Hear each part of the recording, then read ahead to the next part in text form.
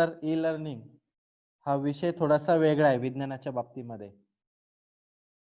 वर्गामध्ये शिकवताना तुम्हाला काही गोष्टी मी दाखवू शकत नाही व्हिडिओ रूपामध्ये, परंतु आपल्याला सायन्सचा अभ्यास करताना व्हिडिओज बघून नंतर आपण त्याच्याविषयी माहिती घेणार आहोत आणि रायटिंग करणार आहोत.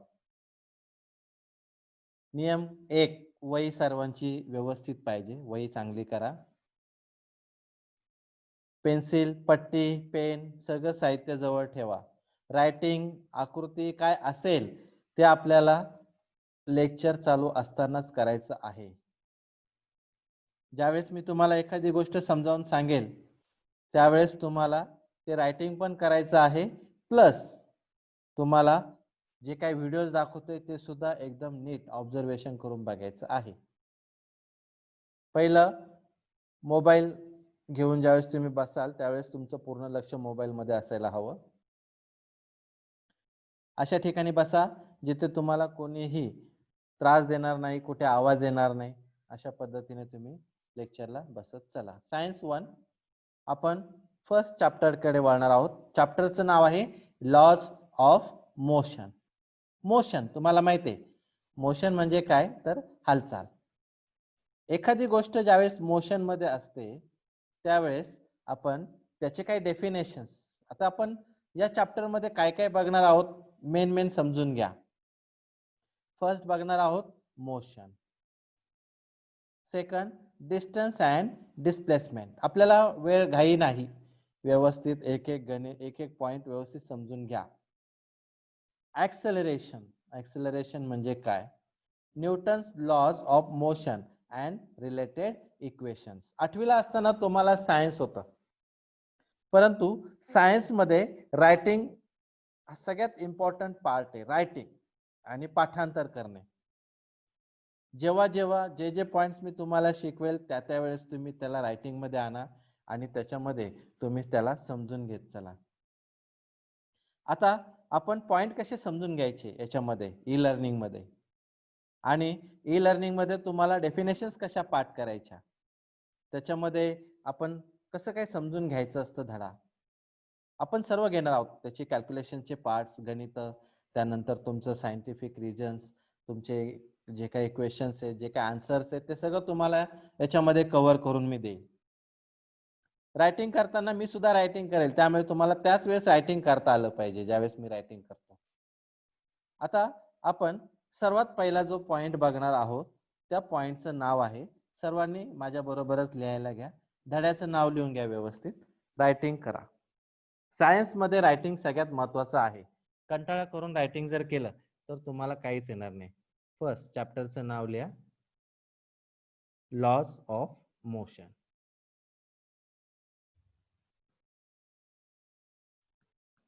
आपला हा पहिला चॅप्टर आहे, व्यवस्थित अंडरलाईन करा, वया घ्या व्यवस्थित. जो लिहिणार नाही, लेक्चर सगळे झाल्यानंतर मी वर्गात सगळ्यांच्या वया चेक करेल, मला सगळ्यांच्या वयांमध्ये याचं सर्व रायटिंग मला व्यवस्थित पाहिजे.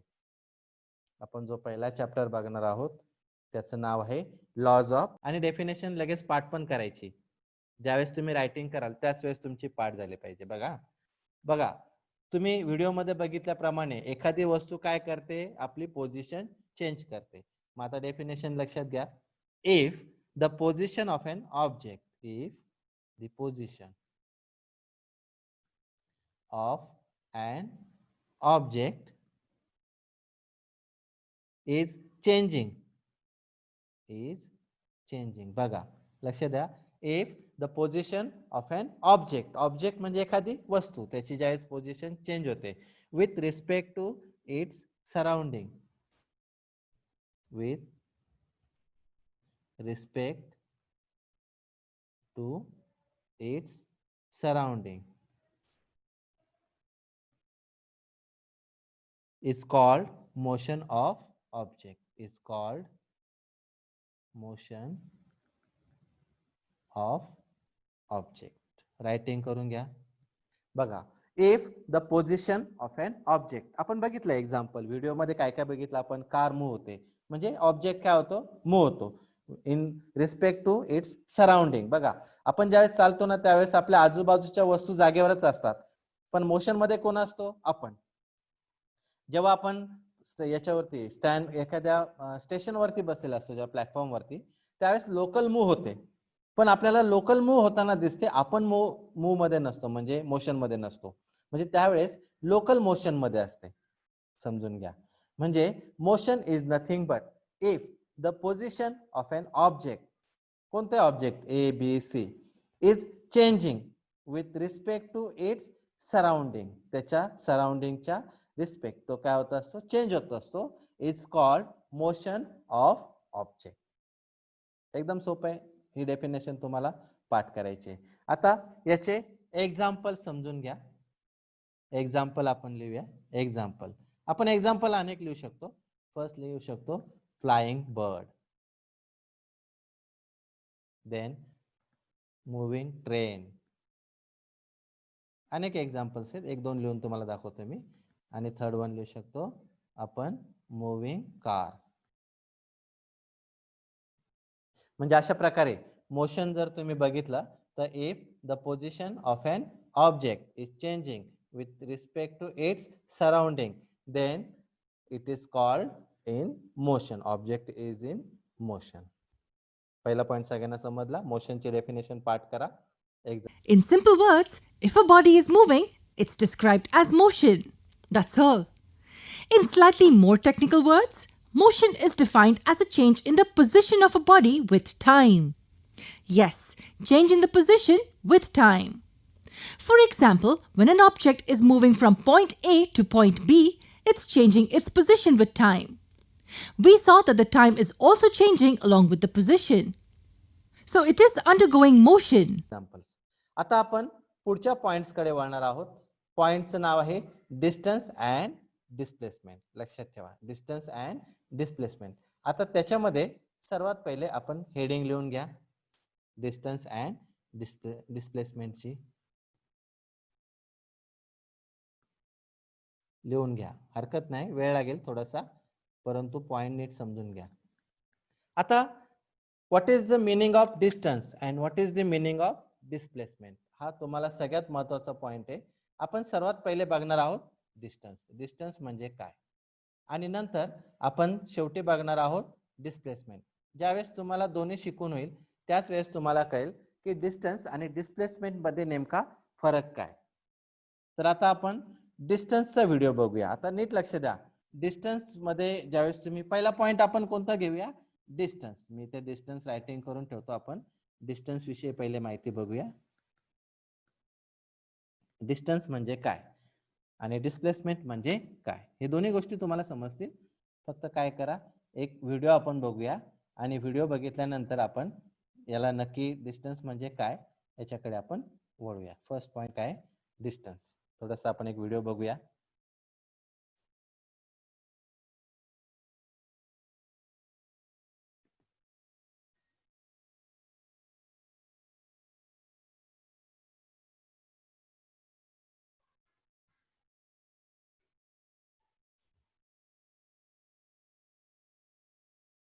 एक मिनिट हा. डिस्टन्स आणि डिस्प्लेसमेंट मध्ये आपण डिस्टन्स बघणार आहोत.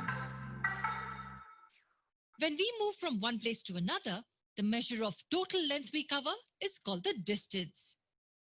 So you have to travel to this town and the best route is straight up north.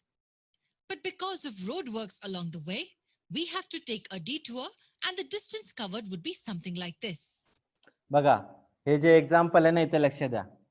एक डिस्टन्स म्हणजे काय, from point A to point B जे काय अंतर आहे त्याला आपण काय म्हणतो, डिस्टन्स. लक्ष द्या. परंतु जर असं झालं की रोडचं काम चालू आहे, रोड वर्क चालू आहे, तर अशा वेळेस गाडी आपल्याला कुठून न्यावी लागेल, ए पासून बी कडे या मार्गे, वेगळ्या मार्गे न्यावं लागेल. आता काय होईल बघा, डिस्टन्स वाढेल पण पोहोचायचे कुठे आपल्याला, बी पर्यंत. इवन तुम्ही ए पासून कुठलाही रूट घेतला तरी तुम्हाला कुठे पोहोचायचं, तुमचा टार्गेट पॉइंट बी आहे. उदाहरणार्थ आपण आपल्या शाळेमध्ये आहोत आणि आपल्याला मंदिरापर्यंत जायचंय. मग मंदिरापर्यंत तुम्ही स्ट्रेट लाईन पण जाऊ शकता, पण स्ट्रेट लाईनला मध्ये घर आहेत म्हणून तुम्ही काय करता, बाय रोड जाता. मग अशा वेळेस तुमचा डिस्टन्स वाढतो. लक्षात ठेवा हा point. Now when the road works are completed, the distance needed to be covered will be something like this. Distance is measured in meters and denoted as lowercase m.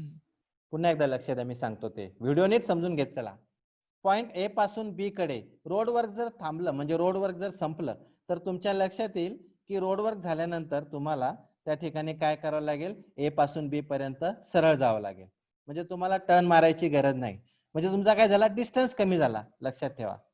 The distance between these two towns is about 20,000 meters, but because of the detour, you had to cover a distance of 50,000 meters. बघा, 20,000 metre म्हणजे 20 kilometre तुम्ही ए पासून बी पर्यंत जाण्यासाठी road आहे, पण मध्ये काम चालू असल्यामुळे काय होतं, तुम्हाला कधी कधी टर्न घ्यावा लागतो. मग ए पासून बी कडे 50 किलोमीटर, 50,000 मीटर म्हणजे 50 किलोमीटर. याचा अर्थ तुम्हाला ए पासून बी कडे जाण्यासाठी 50 किलोमीटर जावं लागलं, डिस्टन्स वाढला. पण displacement is nothing but the shortest distance between starting point and finishing point. मी तुम्हाला रायटिंग पण करून देतो, लक्ष द्या. Okay, so nobody likes big numbers unless it's your salary. So we should also know that a kilometer is 1,000 meters. In our example, we can say that instead of 20 kilometers, you traveled 50 kilometers. Is distance a scalar or a vector quantity? लक्ष द्या, आपण थोडस कशाविषयी बघत होतो, distance आणि displacement विषयी. Scalar आणि vector quantity काय आहेत तुम्हाला मी सांगतो, परंतु त्याच्या आधी पॉइंट समजून If घ्या. you say someone travels 20 kilometers from this point, we can't really tell where they landed up. Maybe here, maybe there, or maybe they just went around in circles. As it does not specify a direction, it is a scalar quantity. लक्ष द्या, scalar आणि vector quantity. Scalar quantity means the magnitude in which direction is not required, म्हणजे तिथे डायरेक्शनची गरज नाही. आता distance तुम्ही जर मी म्हटलं, मी तुम्हाला असं बोललो की मी 20 किलोमीटर चालत गेलो. आता 20 किलोमीटर मी कुठेही जाऊ शकतो, कोणत्याही बाजूला. मग अशा वेळेस तुम्हाला डायरेक्शन मी सांगितली नाही, म्हणजेच ही कोणती क्वांटिटी झाली, स्केलर क्वांटिटी. लक्षात ठेवा, स्केलर क्वांटिटी म्हणजे अशी क्वांटिटी की ज्याच्यामध्ये डायरेक्शन आपल्याला कळत नाही, डायरेक्शन सांगता येत नाही. आणि वेक्टर क्वांटिटी म्हणजे काय, in which direction is required. म्हणजे आता मी तुम्हाला बोललो की मी नॉर्थला जाणार आहे, याचा अर्थ काय झालं, मी तुम्हाला डायरेक्शन फिक्स सांगितला. स्केलर आणि वेक्टर क्वांटिटी मधला डिफरन्स समजून घ्या. स्केलर म्हणजे ज्याला डायरेक्शन नसते, ज्या मॅग्निट्यूड मध्ये direction is not required, that magnitude is called scalar quantity. आता डिस्टन्स तुम्हाला अजून एक एक्झाम्पल सांगतो. तुम्ही जेव्हा बाय रोड कुठल्याही एखाद्या ठिकाणी ए पासून बी पर्यंत जाता, त्यावेळेस तुम्ही मार्ग शॉर्टकट पण निवडता. कधी कधी तो लॉंग कट सुद्धा होऊ शकतो, म्हणजे तुमचा डिस्टन्स तुमचा वाढू शकतो. मग अशा वेळेस तुम्ही कोणत्या डायरेक्शनने जाता हे स्पेसिफाईड नसतं, आणि म्हणून त्याला आपण कोणती क्वांटिटी म्हणतो, स्केलर क्वांटिटी. पण आता वेक्टर क्वांटिटी म्हणजे काय, तर ज्याला आपण direction is most important part, त्या क्वांटिटी मध्ये त्याला वेक्टर क्वांटिटी म्हणतो. तर तुम्हाला डिस्प्लेसमेंट कळाल्यानंतर शेवटी हा पॉइंट That समजेल. brings us to displacement. So what is displacement? Distance with direction is displacement. Distance with direction? What do we mean by that? You made 2 separate trips to this town. Was the distance covered in both the cases the same? Have a good look. It wasn't. In each of the 2 cases, the distance was different. The time you took for the detour was greater than the time you could go straight across. But if you call someone to tell them where you are, in both the cases, your location is this town, which is 20 kilometers north of your home. The displacement in both the cases is the same. You traveled 20 kilometers north.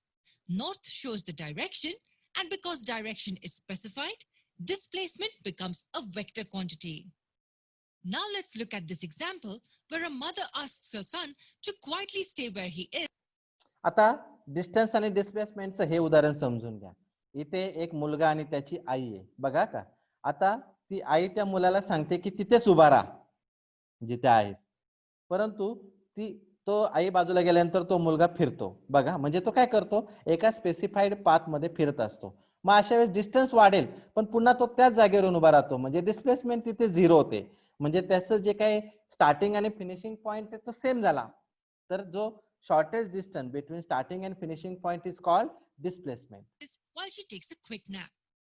So now the child runs back and forth many times and returns to the original spot before the mum wakes up. The mum wakes up and sees the child in the same spot, and as she hasn't observed what happened in the last few minutes, she assumes the child has not moved. The child, being the future expert in physics, has in fact disobeyed her instruction and covered lots of distance. But at the same time, he can argue that he did follow his mom's instruction. Lots of distance covered, but zero displacement. बघा इकडे आता जो आपण video बघितला त्याच्यामध्ये distance आणि displacement या दोन गोष्टी आपण कव्हर केल्या. आता डिस्टन्सची डेफिनेशन काय लक्षात घ्या, लिहून घ्या, रायटिंग करायला हरकत नाही.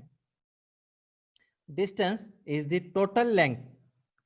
Distance is the total length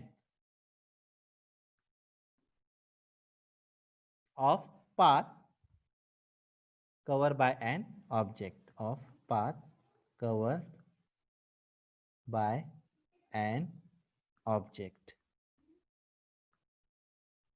किंवा आपण याला अजून एक डेफिनेशन मध्ये मांडू शकतो.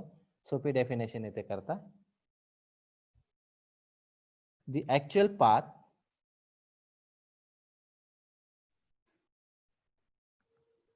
followed by an object is called distance. आपल्याला दोन्ही डेफिनेशन्स मांडता येतील. Distance is nothing but the total length of path covered by an object. The actual path followed by an object is called distance. तुम्हाला distance म्हणजे काय आणि displacement म्हणजे काय हे आता पुढच्या एक्झाम्पल मध्ये नक्की कळेल. थोडंसं नीट समजून घ्या. आता आपण डिस्प्लेसमेंट कडे वळूया. डिस्टन्स तुम्हाला कळाला असेल. आता आपण काय बघूया, डिस्प्लेसमेंट. आता डिस्प्लेसमेंट म्हणजे काय समजून घ्या. आपल्याला वेळ भरपूर आहे, आपण घाई करण्यात अर्थ नाही. नीट समजून घेतले पॉइंट्स तर तुम्हाला मला शिकवायला पण सोपं जाईल आणि तुम्हाला समजलं तर पुढे जाता येईल. याच्यामध्ये शिकवणं पण सोपं आहे, तुम्हाला समजून घेणं पण सोपं आहे. डिस्प्लेसमेंट. आता डिस्प्लेसमेंट याची डेफिनेशन काय समजून घ्या. डेफिनेशनच पहिले पाठ करा म्हणजे तुम्हाला डिस्प्लेसमेंट लगेच समजेल. द शॉर्टेस्ट डिस्टन्स, लक्षात घ्या, the shortest distance covered by object, shortest distance covered by object,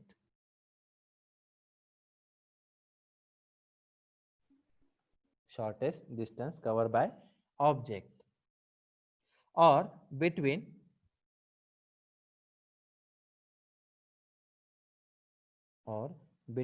final and initial position, final and initial position. बघा इकडे आता याच्यासाठी the shortest distance covered by object. आता मी तुम्हाला याच्यात पॉइंट सांगतो एक्झाम्पल. आता आपल्या पद्धतीने घेऊया. व्हिडिओ थोडासा बाजूला ठेवू. ज्यांना व्हिडिओ कळाला असेल त्यांना मी काय सांगतो ते कळेल. सपोज ए पर्सन काय तर वॉकिंग करतोय रोडला. तो स्ट्रेट गेला ए पासून बी पर्यंत, लक्षात घ्या. आणि तो समजा गेलाय 3 किलोमीटर. किती किलोमीटर गेलाय? 3. आता तो बी पासून पुन्हा चालायला लागला आणि तो सी पर्यंत पोहोचला. सी पर्यंत गेला समजा 4 किलोमीटर. तर अशा वेळेस तुम्हाला डिस्टन्स आणि डिस्प्लेसमेंट शोधता आले पाहिजेत. बघा का, आता आपण याला 5 किलोमीटर म्हणूया. बघा आता डिस्टन्स किती होईल तर डिस्टन्स म्हणजे actual path followed by an object. आता ए पासून तो सी पर्यंत कसा गेला, ए बी प्लस बी सी. म्हणजे याच्यामध्ये डिस्टन्स जर तुम्ही काढायचा ठरला तर तो तुम्हाला कसा काढावा लागेल तर दोघांची बेरीज करावी लागेल. कोणाकोणाची? A b plus b c. म्हणजेच 3 किलोमीटर प्लस 4 किलोमीटर म्हणजे हे किती झाले? 7 किलोमीटर. म्हणजे डिस्टन्स किती आला? 7 किलोमीटर. लक्षात घ्या याचा डिस्टन्स किती झाला? 7. याच्यामध्ये डिस्टन्स किती झाला? 7. परंतु आता याचा डिस्प्लेसमेंट किती येतो बघू आपण. चेक करून बघा डिस्प्लेसमेंट. तुमच्या समोर आहे displacement. Shortest distance between starting and finishing point. आपल्याला याच्यामध्ये काय बघायचं आहे? डिस्प्लेसमेंट. आता डिस्प्लेसमेंट होणार 5 किलोमीटर स्टार्टिंग आणि फिनिशिंग पॉइंट. म्हणजे शॉर्टेस्ट, ज्याला आपण स्ट्रेट लाईन म्हणूया, स्ट्रेट लाईन मध्ये शॉर्टेस्ट जर डिस्टन्स आपण डिस्प्लेसमेंट बघितला तर तुमच्या लक्षात येईल तर तो किती व्हायला पाहिजे? 5 किलोमीटर. म्हणजे ए पासून बी आणि बी पासून सी पर्यंत तो व्यक्ती काय झालाय? चालत गेलेला आहे. परंतु तो जो काही व्यक्ती आहे त्याचा डिस्टन्स झाला 7 किलोमीटर. पण त्याच्यामध्ये जर तुम्ही नीट बघितलं तर शॉर्टेस्ट डिस्टन्स जर पाहिला तर तो काय असणार आहे? ए आणि सी. मग एसी जर शॉर्टेस्ट डिस्टन्स आहे तर आपल्याला त्या ठिकाणी काय म्हणावं लागेल की 5 किलोमीटर हा त्याचा काय झाला? डिस्प्लेसमेंट. आता एक एक्झाम्पल सांगतो, ऐका, सोपा. आता ए हा पर्सन पकडूया. ए व्यक्ती चालत गेला, इथून चालत असं या पद्धतीने चालत चालत तो असा या पद्धतीने इथपर्यंत आला, बी पर्यंत. आता सपोज आपण याला म्हणूया 25 किलोमीटर. हा 25 किलोमीटर चाललाय या मार्गे. आता तुमच्या लक्षात यायला पाहिजे की the actual path which is followed by an object is called distance. त्याला आपण डिस्टन्स म्हणूया, म्हणजे 25 किलोमीटर डिस्टन्स झाला. पण आता तुम्ही याचा शॉर्टेस्ट जर पॉइंट पकडला तर स्टार्टिंग आणि फिनिशिंग पॉइंट हा झाला कोणता? ए आणि बी. बघा, आणि समजा हा समजा 7 किलोमीटर आहे. मग याच्यामध्ये डिस्टन्स किती येईल हे लिहू नका, याची गरज नाही. डिस्टन्स किती येईल? 25 किलोमीटर. मग डिस्प्लेसमेंट किती झाला? तर डिस्प्लेसमेंट याच्यामध्ये किती व्हायला पाहिजे? 7 किलोमीटर. बघा, सोप्या सोपं. आता अजून एक एक्झाम्पल सांगतो, लक्ष द्या, हे पण एक्झाम्पल महत्वाचं आहे.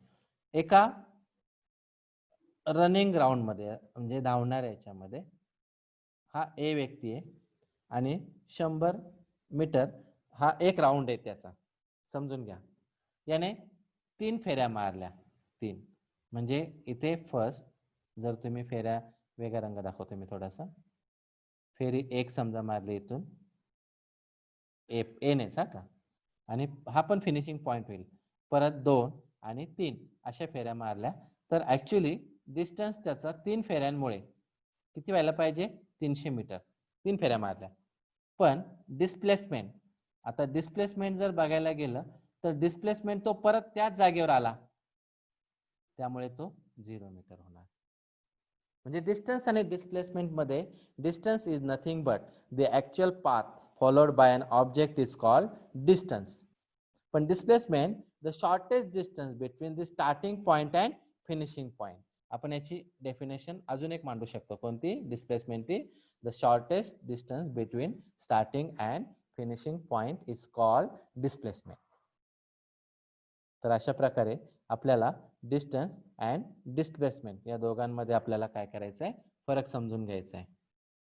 जसं व्हिडिओमध्ये दाखवलं होतं की एक मुलगा त्या ठिकाणी आई झोपल्यानंतर तो खूप फिरला, परंतु आईने त्याला दम देऊन ठेवला होता की तू आहे तिथेच मला उभा पाहिजे.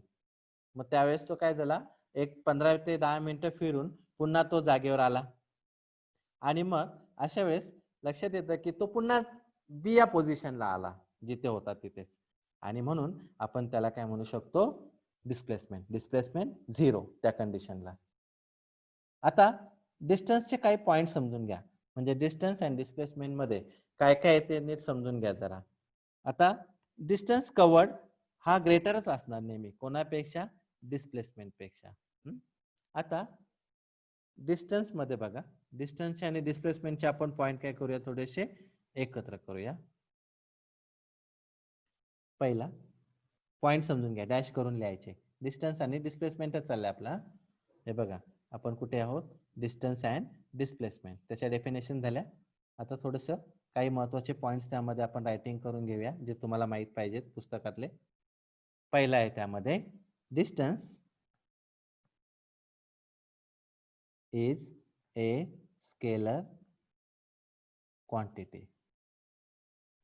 Distance is a scalar quantity. Why scalar quantity? आता याला आपण स्केलर क्वांटिटी का म्हणायचं? डिस्टन्स का स्केलर क्वांटिटी येतो? कारण त्याला डायरेक्शन गरज नसते. Direction not required in distance. डिस्टन्सला डायरेक्शन नसते. किती पण एक्झाम्पल बघा तुम्ही डिस्टन्सचे. समजा तुम्ही मला सांगितलं की मी 5 किलोमीटर चाललो, पण मला डायरेक्शन कुठे कळतं याच्यामध्ये की तुम्ही कुठल्या दिशेने गेलात, कोणत्या दिशेने आलात ते. म्हणून डिस्टन्सला आपण काय म्हणतो? Scalar quantity. आता पुढचा पॉइंट समजून घ्या डिस्प्लेसमेंटचा. Displacement is a vector quantity. Writing करत चला, माझ्या बरोबरच रायटिंग झालं पाहिजे. Displacement is a vector quantity. आता वाय वेक्टर क्वांटिटी? तर त्याचं कारण आहे, in displacement direction is required.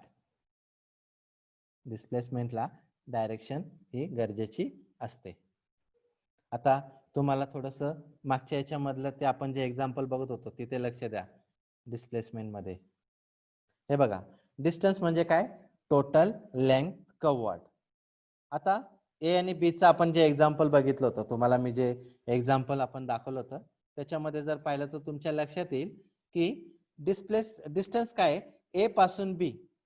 Suppose मी जर तुम्हाला असं म्हटलं की आता याच्यात बघा, मी तुम्हाला एक्झाम्पल नीट समजावून सांगतोय म्हणजे तुम्हाला डिस्टन्स आणि डिस्प्लेसमेंटचा फरक कळेल.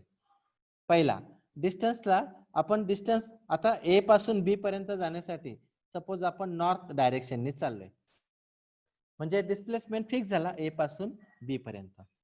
पण समजा एखाद्याला वाटलं की रोड इकडून आहे म्हणून हा इकडून गेला रोडने, या पद्धतीने तो गेला. बघा आता काय झालं, तो पुन्हा कुठे आला? बी ला, टाउन बी. म्हणजे ए पासून तो कुठे गेला? बी पर्यंत, म्हणजे फिक्स पोझिशनला तो पोहोचला. आणि मग अशा वेळेस आपण त्याला काय म्हणू शकतो? Direction not required in the distance. Distance वाढला परंतु त्याला पोहोचायचे कुठे? बी पर्यंत. It means the target position is fix. आपल्याला नाशिकला जायचंय, फिक्स पोझिशन आहे नाशिक. पण नाशिकला जाताना आपण हायवेने जातो की माळशेज घाटातून तिकडून जातो किंवा आपण पालघर जिल्ह्यामधून जाऊ शकतो. जायला आपण कुठूनही पोहोचू शकतो, पण फिक्स पोझिशन नाशिक. मग डिस्टन्स आपला वाढू शकतो, पण डिस्प्लेसमेंट ही नेहमी फिक्स त्याच पोझिशनला स्ट्रेट लाईन मध्ये. Shortest distance between starting and finishing point is called displacement. म्हणजेच आता याच्यामध्ये जर तुमच्या लक्षात आलं तर बघा, हा झाला distance which is covered by an object, आणि हा जो भाग आहे याला आपण म्हणायचं displacement. It is the shortest distance between starting point and finishing point. मला लक्ष पण ठेवू द्या स्क्रीनवरती, कारण टायमिंग आपला 40 मिनिटाचं लेक्चर असतं झूम वरती. आपण 40 मिनिटाच्या लेक्चर मध्ये जरी 2 पॉइंट समजले, 1 पॉइंट समजला तरी चालेल, पण तुम्हाला ते सगळे पॉइंट्स व्यवस्थित समजून घ्या. आपण काय काय बघितले आतापर्यंत लक्षात घ्या. लॉज ऑफ मोशन मध्ये first, definition of motion. If the position of an object is changing with respect to its surrounding is called motion of object. Example, flying bird. Second, moving train. Third, moving car. आपण distance and displacement बघायला सुरुवात केली होती, तुम्हाला video पण दाखवला होता मी. Distance is the total length of path covered by an object और the actual path followed by an object is called distance. एखादी व्यक्ती किती डिस्टन्स कव्हर करू शकते त्याला कुठं पोहोचायचे त्याच्यावर डिपेंड आहे. What is displacement? Displacement is nothing but the shortest distance covered by object. सगळ्यात smaller distance straight line मध्ये. Final and initial position. Example आपण क्रिएट केलंय. एक ए पर्सन घेतला, तो travel through point B. 3 kilometre चालला, from point B to C तो गेला 4 किलोमीटर. आता ए आणि सी त्याचा शॉर्टेस्ट डिस्टन्स झाला. मग आता डिस्टन्स काय होईल? ए बी प्लस बी सी, म्हणजे 3 किलोमीटर प्लस 4 किलोमीटर आणि डिस्प्लेसमेंट मात्र त्याचा किती होईल 5 किलोमीटर. सेकंड डायग्राम तुम्हाला बघा दाखवली होती मी. ए पर्सन चालत गेला या वेने, तर 25 किलोमीटर तो चालला, याचा अर्थ डिस्टन्स किती आहे 25 किलोमीटर आणि डिस्प्लेसमेंट किती आहे 7 किलोमीटर. म्हणजे त्याचा जो काही फायनल इनिशियल आणि फायनल पॉइंट ए आणि बी चे फक्त तो डिस्टन्स कव्हर केला, म्हणून त्याला आपण स्केलर क्वांटिटी म्हणतो. कोणाला डिस्टन्सला, कारण तो कुठून कसाही जाऊ शकतो. पण displacement is always vector quantity. Vector scalar आणि वेक्टर क्वांटिटीच्या डेफिनेशन्स तुम्हाला मागच्या वर्षी होत्या. स्केलर क्वांटिटी म्हणजे the magnitude in which direction is not required in the scalar quantity, but in vector quantity direction is always required. For example football मध्ये ज्यावेळेस तुम्ही तो फुटबॉल ज्यावेळेस तुम्ही मारता त्यावेळेस तुम्हाला तो गोलच्या दिशेने मारावा लागतो. It means direction is there, it's important part. परंतु ज्यावेळेस तुम्ही एखादा गोल ठेवणार नाहीत आणि फुटबॉल खेळाल तर मग तिथे डायरेक्शन नसतं. मग अशा वेळेस तुम्हाला कोणत्या दिशेने बॉल मारायचं हे माहित नसतं. मग त्यावेळेस ती स्केलर क्वांटिटी होईल. जसं क्रिकेटमध्ये बॉल कोणत्या दिशेने तुम्ही मारू शकता, तसं याच्यामध्ये मात्र नाही जमत. कशामध्ये? फुटबॉलमध्ये. थर्ड एक्झाम्पल जे ए आणि बी चं सांगितलं होतं, जे लहान मुलाचं आणि आईचं उदाहरण पण तुम्ही समजून घेऊ शकता. एक वे आहे ज्याच्या रनिंग प्रॅक्टिस करणाऱ्याची, त्याच्यामध्ये ए पासून तो बी पर्यंत एक राऊंड त्याचा 100 मीटरचा आहे. त्याने 3 राऊंड मारले तर त्याचा डिस्टन्स झाला 300 मीटर. पण डिस्प्लेसमेंट 0 होईल. का? तर तो ए पासून सुरुवात केली आणि परत ए वरच येऊन थांबला. म्हणजे त्याचा स्टार्टिंग पॉइंट ए होता पण फिनिशिंग पॉइंट पण तोच झाला. म्हणजे बी जरी असेल तरी तो त्याच ठिकाणी येऊन थांबला, म्हणून डिस्प्लेसमेंट काय होईल 0. पुढचा पॉइंट समजून घ्या. Distance is a scalar quantity. Direction not required in distance. Distance मध्ये डायरेक्शनची गरज नसते आणि म्हणून त्याला आपण काय म्हणतो scalar quantity. Displacement is a vector quantity. In displacement direction is required. म्हणजे तुम्हाला डिस्प्लेसमेंटला डायरेक्शन ही काय सर्वात महत्वाची आहे. मग अशा वेळेस तुम्ही त्याला काय म्हणू शकता वेक्टर क्वांटिटी. अशा प्रकारे आज आपण सायन्स 1 चे काही पॉइंट्स आणि त्याचे व्हिडिओ बघितले. सर्वांनी त्यांचं रायटिंग करून घ्या. पुढच्या लेक्चर मध्ये आपण चॅप्टरचा उर्वरित भाग बघूया. तोपर्यंत आपण त्या ठिकाणी थांबू.